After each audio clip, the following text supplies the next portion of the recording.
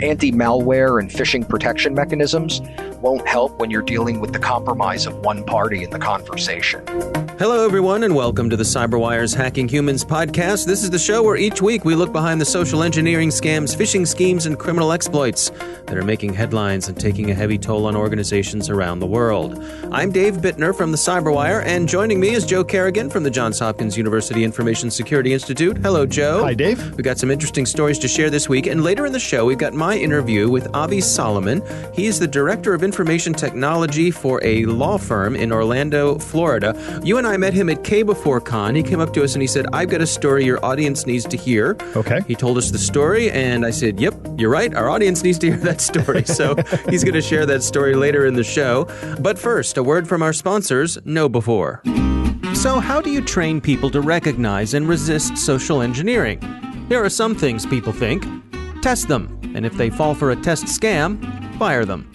Or other people say, if someone flunks the test, shame them. Instead of Employee of the Month, it's Doofus of the Day. Or maybe you pass out a gift card to the one who gets the A+ for skepticism in the face of phishing. So how about it? What do you think? Carrots or sticks? What would you do? Later in the show, we'll hear what the experts at KnowBe4 have to say. They're the sponsors of this show.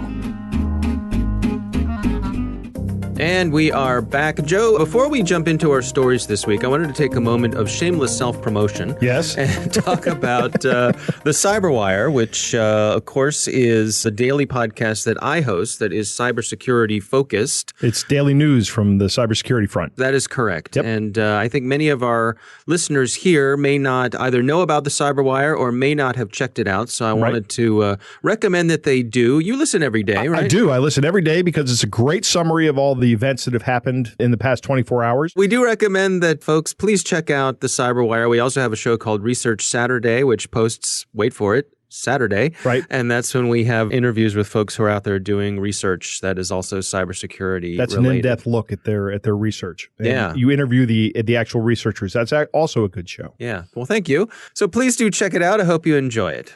All right, well, let's move on to our stories. My story this week comes from the BBC, and this is titled Dating App Scammers Spotted by AI, Artificial Intelligence. And this is about a group of computer scientists. They published some research. One of those computer scientists is Awais Rashid, who's a regular over on the CyberWire. He's one of our partners. He's from University of Bristol.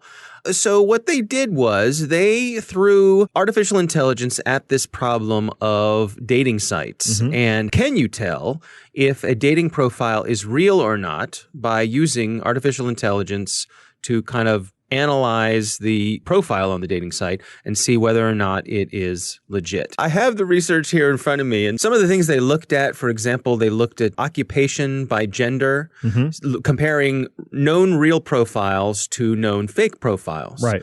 And some of these won't be surprising to regular listeners of our show. On the male profiles, the real profiles most of the time either listed themselves as either other or self-employed. The scam profiles, what do you think number one was? Military person? Ding, ding, ding, ding, ding, ding, ding. Correct. Military. Some kind of military role. Yes. Number one was military. Number two was engineer. Number one for the scams for female profiles was student. Really? Other stuff they looked into was the use of fake images. There's a lot of stuff in here about them taking real images and either altering them in some way, putting a different face on the image, or just using stock photos. Right.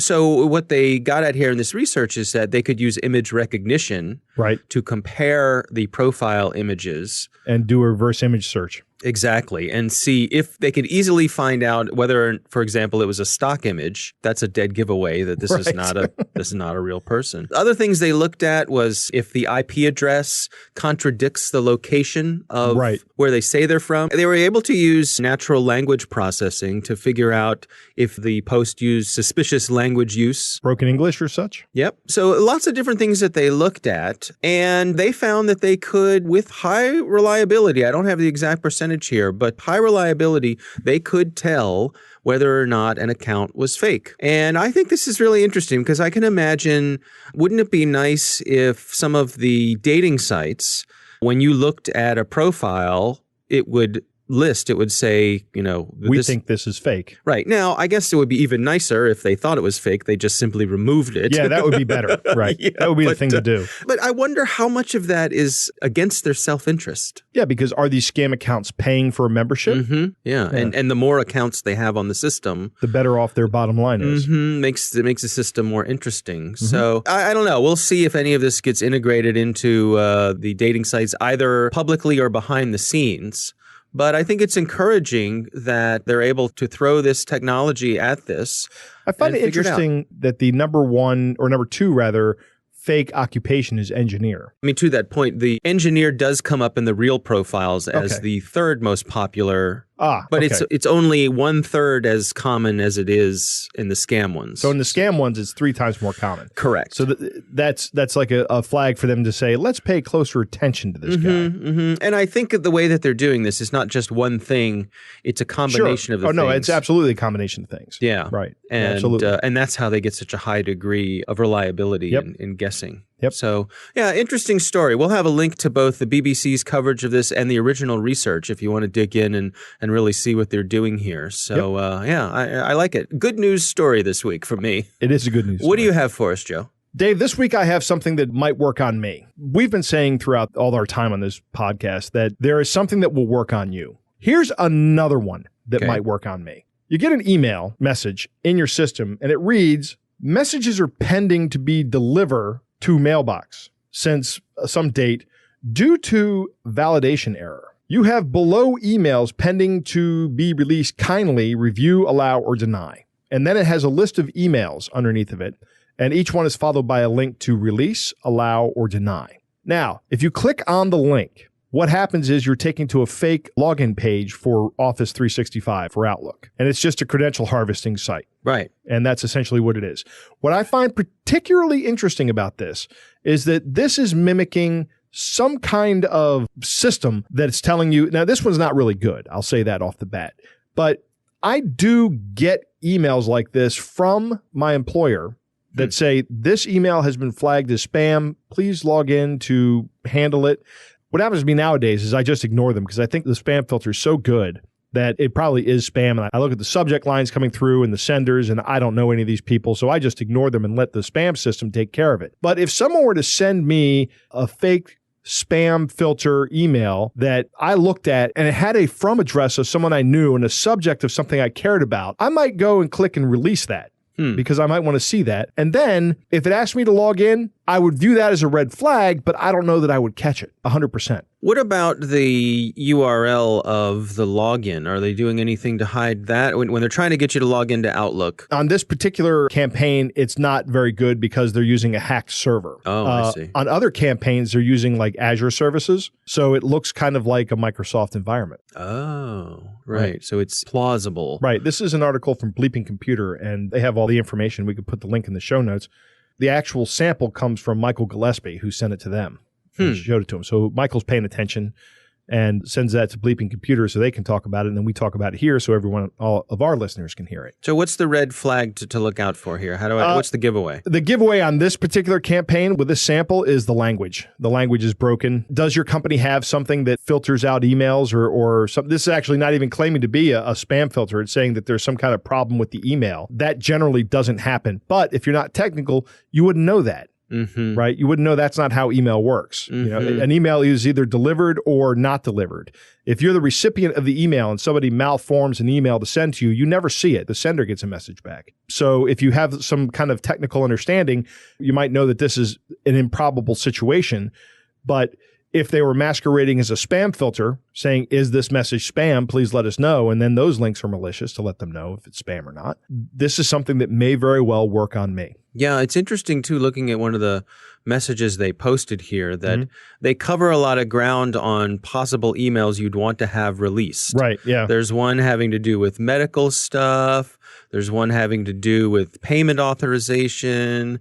There's one with a delivery. So they're kind of covering all their bases here. Yeah, they're hitting all the all the typical things. Hey, you got a delivery waiting. Hey, here's your medical records. Hey, we're waiting on your payment. Yeah, it's like 3 spam messages in one. What a value. Right.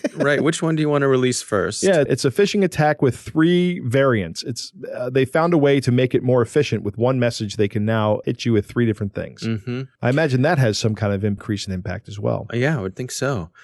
All right. As always, we'll have the link in the show notes. Joe, it's time to move on to our catch of the day. My favorite part of the show.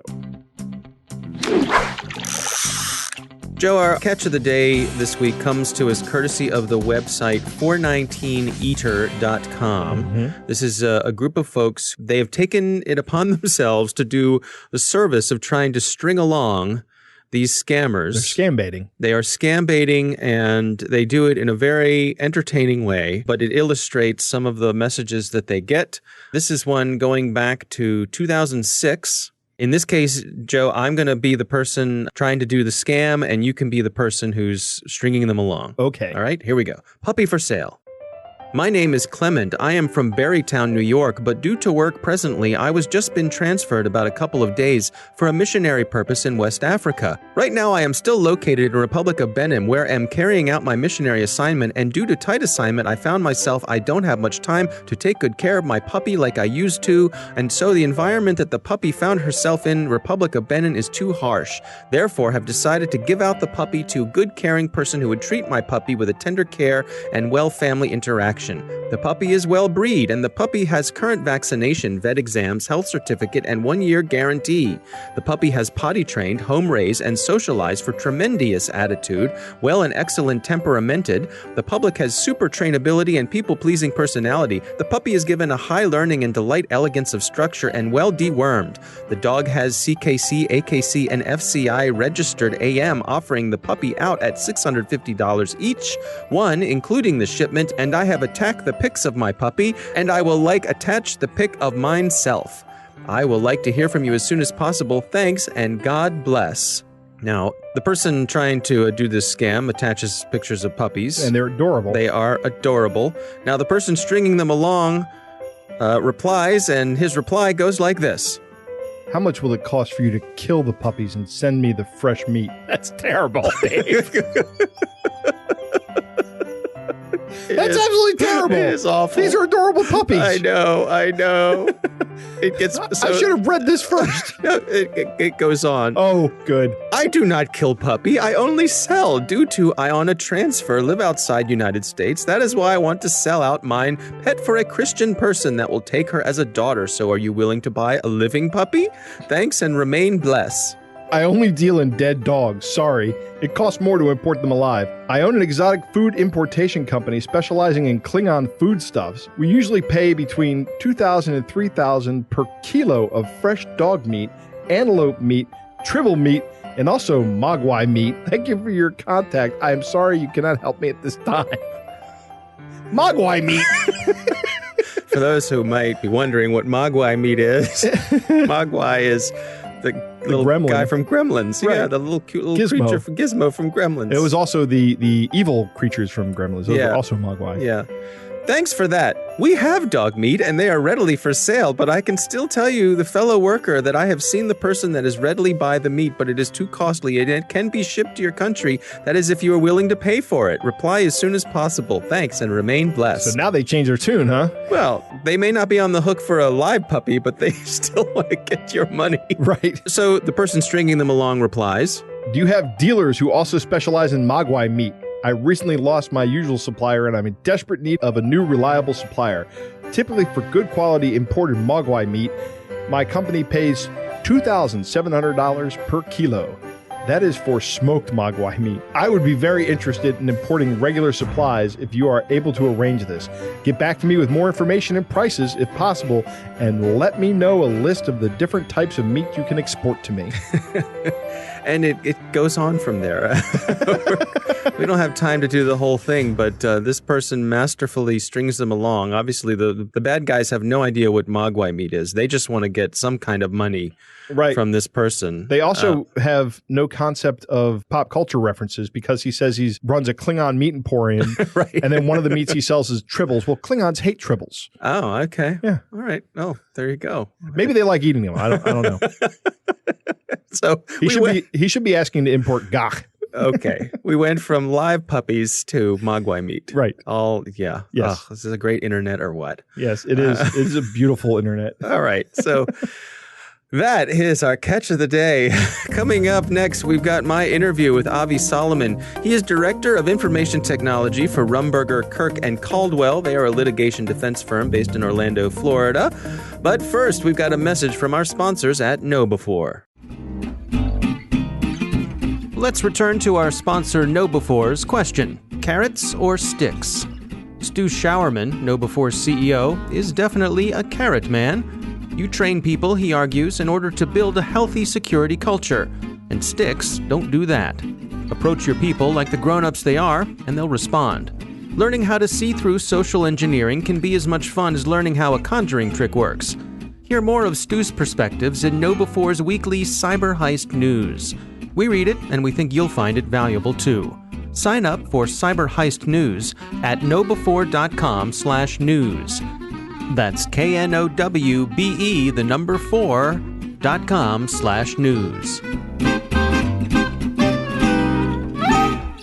And we are back, Joe. I recently had the pleasure of speaking with Avi Solomon. He is Director of Information Technology for Rumberger, Kirk and Caldwell. They are a litigation defense firm based in Orlando, Florida. We met him at the KnowBefore conference at K-Before-Con, and he came up to us and he said, we had a really interesting thing happen at our firm, and I think your listeners would benefit by hearing about it, and we agree.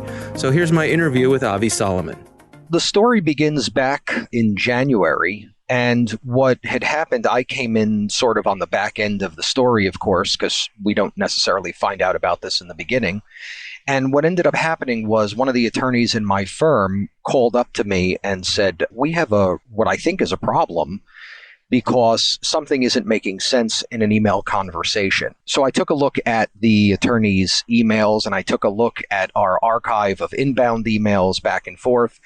And I really didn't see anything offhand technologically that jumped out at me and told me that there was any sort of problem. What was it that made the attorney bring this to your attention in the first place? Well, so that's what's so interesting. So she was having a conversation with opposing counsel, and they were sort of winding their way to the settlement agreement, the ending part of the conversation as it went back and forth for days, even weeks. And the attorney on the other side kept trying to find a way for our attorney to engage in a financial transaction. We knew it was winding down. We were getting ready. And so could they do an electronic funds transfer? Could they do a money wiring? And it just so happens that the particulars of this case didn't really allow for that. And so ultimately what was needed was a check to be cut. And when the address was put in for the check to be cut, it immediately set off an alarm to our attorney, who looked at it, and knowing a little bit about the firm she was dealing with, the address didn't quite make sense. And so that was really what was the most interesting piece, because there's no technological defense. There's no filtration system that's going to pick up on something like that. I mean, that's really the epitome of a social engineering hack, if you will.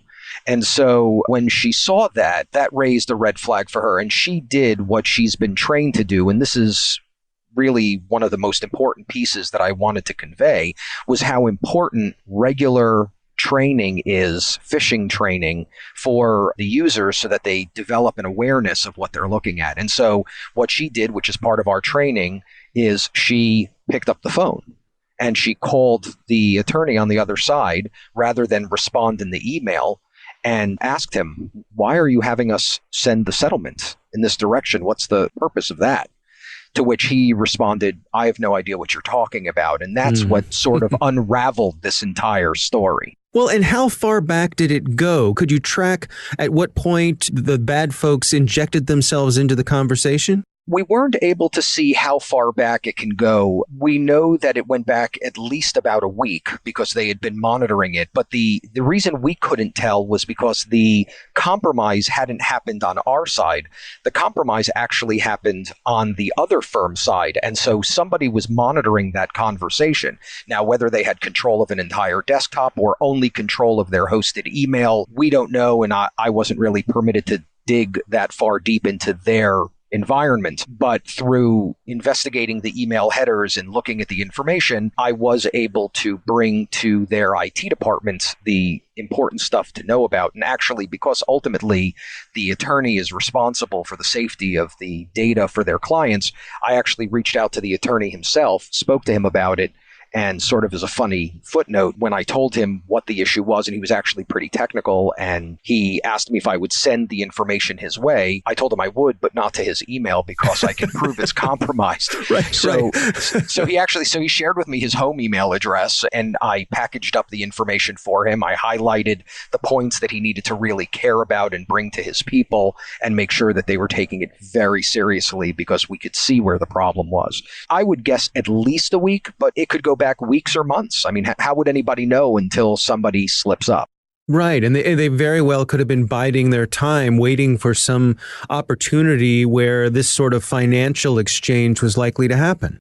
And I'm sure that was the case because they didn't inject themselves into any part of the conversation up until it came to the settlement. And the settlement, for you to know, was $1 million. I mean, that was a big settlement. Wow. And so right at the point where the discussion started about how to transfer the funds, that's when it started to get a little odd. And only through inspecting the email headers did we notice it. Interestingly enough, by the way, one of the big challenges was oftentimes in these type of email compromise attempts and the such, you can usually tell the language is poor, the usage is poor, etc. Right.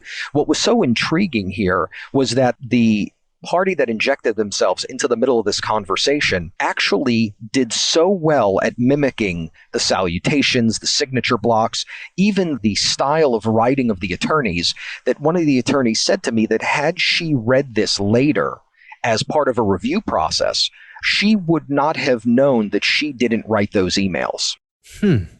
Because it was so similar to her own language, stylistic writing approach. And only afterwards, when we reviewed and looked at all of the emails to try to understand how could a person have detected this, a lay person have detected this type of email compromise, we only noticed two things that stood out, and they were so minute that when I gave this presentation to other people and showed them what it was within my firm, because this was a really good education moment for everybody in our organization, nobody picked up on the two things that we noticed. One was that in the middle of the conversation, the RE was missing in the reply. And that's because that was the first message that the injector started with in that conversation. The other one was, as the conversation was advancing, their mail client used a different case handling of the letters RE than our mail client.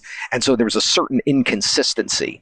But that is so small that nobody would really pick up on that. Right. That's the kind of thing you notice when you're going through everything with a fine-tooth comb. But in the velocity of day-to-day business, who's looking for that sort of thing? Sure. I mean, hindsight is 20/20 on that for sure. Yeah. Now, I mean, it seems to me like the hero of the story here is the attorney who just had a funny feeling about something.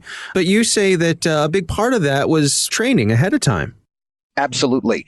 And when I went over to the attorney's office to congratulate her on what she had done, she said to me, it's the constant, repetitive, reiterative training that I hold them to that helped her look with a much more careful eye at something that would stand out. Normally, at the speed of email flow and negotiation and conversation, you don't really look and stop and think about those details. But training and repetitive training going through it. In our organization, we fish our employees randomly once a month, every employee from every level, no matter where they are in the standing, from the head of the firm all the way to, the most recent employee who's just come on board. Every one of them gets fished regularly, and then we score and we watch their results, and then we remediate with them if they are not learning. And what a great story for you to be able to take back to the organization that in this case, it seems like the training really paid off. Oh, absolutely. And our training vendor was very happy to hear about it. And our organization was very excited to distribute this information within the organization, because what it meant was that everybody got to really understand a real life action that happened, not just far off in the distance to somebody else, but to one of their peers, somebody who may sit in the office right next to them. So what are your recommendations for organizations comparable to yours, a law firm, a business like that? How do you get everybody on board that this is something that is an effective way to protect themselves? Well, I think case studies like this one help to show organizations the value of it. I think getting buy-in from the organization's management, whether it's a law firm or a corporation, that at the highest levels, they have to appreciate the risks that are associated with social engineering and lack of training. And if those people can be convinced that this is important, and it truly is, then it can go a long way towards saving an organization a lot of heartache down the road. And I assembled a few takeaways from this entire story that I thought were very important, if that's okay with you. Yeah, let's hear them. So first of all, of course, training, not enough can be said about that. The second is that considering email is pretty much the number one attack vector, at least in my experience, hardening email through technological means and training for social engineering are vital to protecting the organization. Number three, and in this case it was very specific, making sure that your SPF, your DKIM, and your DMARC records are appropriate for email hygiene will go a long way towards ensuring that the emails that you're sending and receiving are verified and legitimate. The fourth item, which also is an interesting one, especially in this case because systems or technologies that would detect anomalies wouldn't have picked it up, the idea that you should question even known good entities and known good parties. Just because you've had a conversation with somebody doesn't mean that every message is absolutely clean. And so therefore, when you're dealing with a very important activity, such as the transference of money, secretive business or personal information, or organizational management decisions that are not for public consumption, it's important to make sure that you verify the information. Anti-malware and phishing protection mechanisms won't help when you're dealing with the compromise of one party in the conversation. And I think that's really important to understand. Oftentimes, I'm asked about making sure that email comes in no matter what from a certain party. And it's nice to be able to now look at managers in the organization and say, just because we've trusted them yesterday doesn't mean we get to trust them today. Right. And finally, the last piece that's important is to use another method of communication whenever there's something questionable. It's what I call the multi-factor authentication of a conversation. And this was a key that this attorney did. She didn't just simply email back to the attorney and say, why would you want me to send the money there? Because she would probably get back a great answer as to why the money should be redirected into a criminal's hands. But she actually picked up the phone and spoke to the person. And that was, as I often talk about multi-factor authentication in the environment in general, this was a form of multi-factor authentication in a transference of funds. Joe, what do you think? That's one of the best interviews we've ever had on the show, Dave. And I'm not just saying that. Avi is talking about something that actually happened. It's a success story. It's fantastic. It's not some esoteric thing. It's not some horrible thing where you feel, oh my God, these guys are out $1 million. They're not out $1 million. The person who spotted this saw something wrong and said something. And she did the absolute right thing at the right time by calling the person, what Avi calls a multi-factor conversation authentication. Right. Yeah, I like which that. I love that. She called the person before the money was sent. Right. And found out there's something terribly wrong. The actual technical red flags here were so small. The email headers were off. No lay user is ever going to check the email headers. They're just not going to do it.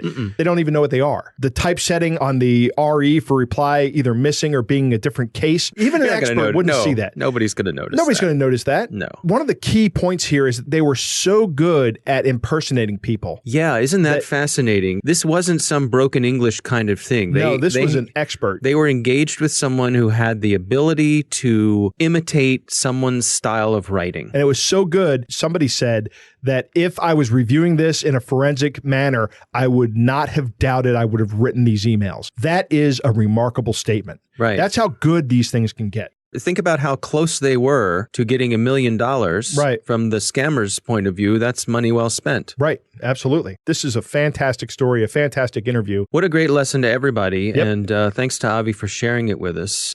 All right. Well, that is our show. Of course, we want to thank our sponsors, KnowBe4, whose new school security awareness training will help you keep your people on their toes with security at the top of their mind. Stay current about the state of social engineering by subscribing to their Cyber Heist news at knowbe4.com/news. Think of KnowBe4 for your security training. Thanks to the Johns Hopkins University Information Security Institute for their participation. You can learn more at isi.jhu.edu. The Hacking Humans podcast is proudly produced in Maryland at the startup studios of Data Tribe, where they're co-building the next generation of cybersecurity teams and technologies. Our coordinating producer is Jennifer Iben. Our editor is John Petrick. Technical editor is Chris Russell. Our staff writer is Tim Nodar. Our executive editor is Peter Kilpie. I'm Dave Bittner. And I'm Joe Kerrigan. Thanks for listening.